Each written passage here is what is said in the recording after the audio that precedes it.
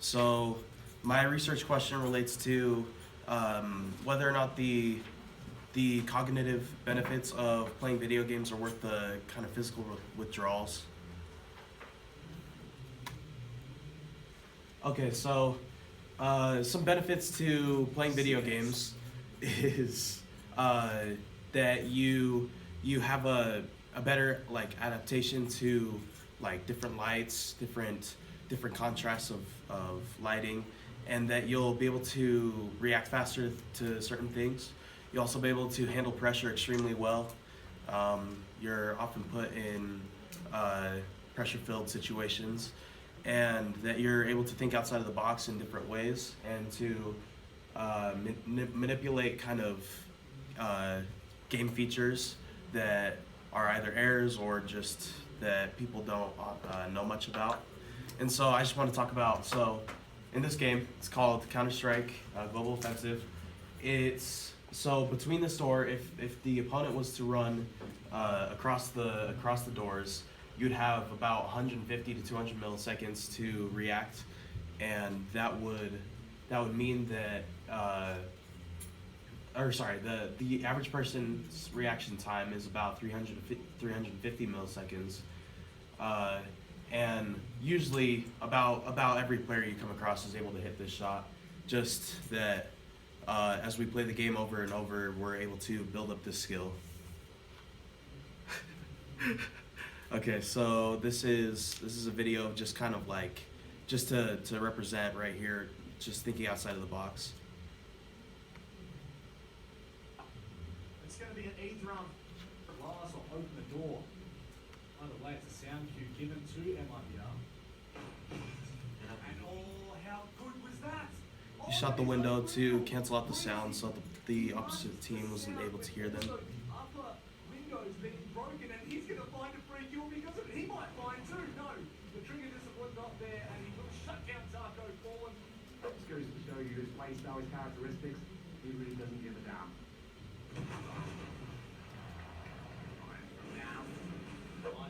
Grab it, and they don't really even hold on to it. They might back the player off of that. But now they're going to go for the head stack down here. Phelps is on fallback position. He can get out. I love that. Oh, I love that. They throw that flashbang, and that's just get the audio cue so that Phelps backs off of that. And he did back off of that.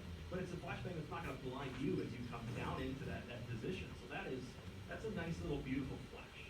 I mean, like right there, that would work out. 7-4, moving into round number 12 now, with finally some rivals back to what kind of a push is this?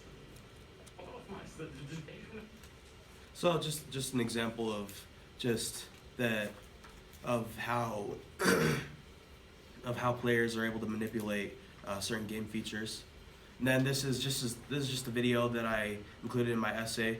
It's of like these video game players who weren't able to, they didn't have much experience with each other playing at first,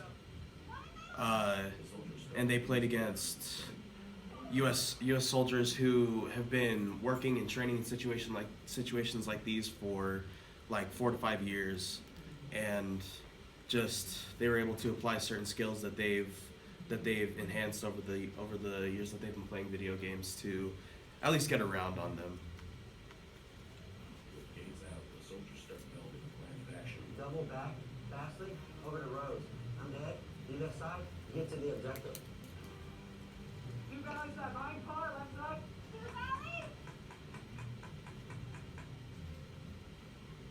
I'm pushing up well. There you go. The soldiers start to gain some ground, but the gamers are on to them. Valley side, right behind this wall. In the house. I got you covered on your right. Ethan gets a clear shot of Zhang and takes him out. What the hell? Ha! Lenny gets 3 good shots in, meaning only Torres remains. I'm so sorry. Nice, dude, I can't see. A hit to the mask obscures Tom's vision, causing him to fire at his teammate Ethan. Oh, it's Ethan, what the f? So basically, just they have a lot of communication. They're able to communicate to each other really well, and that helped them to. They ended up taking that round eventually. Some drawbacks the most detrimental one is definitely addiction. The problem with video games is that people start to lose track of time as they play, and they just they continue to want to play and to attempt to beat the game or to get better, no matter what it is, to keep working through it. And a lot of adults believe that when you play video games, depending on the video game, you develop a sense of violence, and that's one of the bigger reasons why parents don't like having their kids play. And then also, I think that as you kind of don't control how long you're playing, over time you'll lose you'll lose your hardworking attributes, and you'll become lazy. There was in one of the stories that I had, that I included in my essay, there was this kid named Caleb, and he played soccer, and he was an athletic kid, and then over time he kept playing games more and more, leading to him playing less soccer, which was his main sport, and more video games. He ended up not playing not hanging out with his friends anymore, and they just play online. That's how they communicate most of the time. And then everything started to fall back. Like, he became lazy, and his schoolwork started to lack, and just everything. He would lie about doing chores to his parents so that he could play more video games, and just started to lose everything. So, for my conclusion, I think that overall, I think that video games really do help with a lot of things. I think these skills that you acquire as you play video games are very important, and they help a lot as you go throughout life.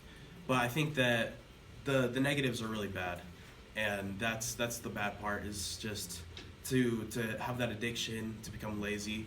It starts to affect you throughout your entire life. And so I think that the best way to go about concluding this research is that I think that we should make a compromise, that you could play video games, but to also make time for schoolwork, for chores, make time for just everything else you need to focus on in life, and that you'll still be able to enjoy video games in the end. And then these are my citations.